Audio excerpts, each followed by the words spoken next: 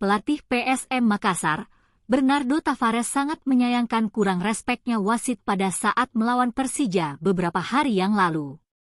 Dalam perhelatan persepak bolaan, urusan menang, draw, atau kalah adalah urusan biasa.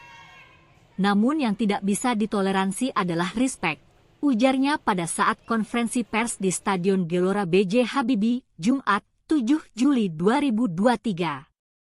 Tolong hargai dan berikan respect kepada pemain PSM Makassar, ujarnya.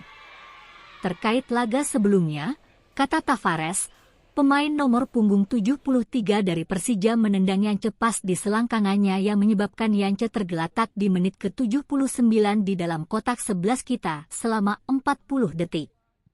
Dan hal itu sangat disayangkan, karena tidak ada yang memberhentikan pertandingan pada peristiwa tersebut, kesalnya. Sehingga hal itu membuat pertahanan tim kita tidak bagus, dan mengakibatkan nomor punggung 7 Persija mencetak gol, ucapnya. Pihaknya berharap hal ini tidak terjadi lagi terhadap PSM, ataupun ke Persija dan klub lainnya. Karena pada saat pemain terjatuh, kita tidak tahu apakah ini membahayakan keselamatan pemain tersebut, jelasnya. Sepak bola seharusnya menjadi wadah yang dapat kita nikmati, bukan malah menjadi peperangan di dalam lapangan ataupun di luar lapangan, tandasnya.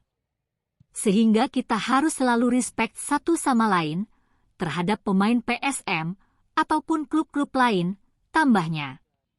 Sama halnya, lanjutnya, saya melihat banyak hal yang bertebaran di luar sana yang mengatakan bahwa pemain kita iuran menyia-nyiakan waktu di lapangan dengan cara tergeletak dan pura-pura cedera. Perlu saya informasikan hal yang tidak banyak diketahui orang luar, bahwa pada musim lalu iuran selesaikan musim dan dia kena cedera. Dan pada saat main lagi kemarin, cederanya muncul kembali. Dan pada saat kedua tim melakoni pertandingan dengan intensitas tinggi dan ia kembali tergeletak, ungkapnya. Kalau wasit berpikir ini adalah hal yang serius saya pikir tidak ada masalah, imbuhnya.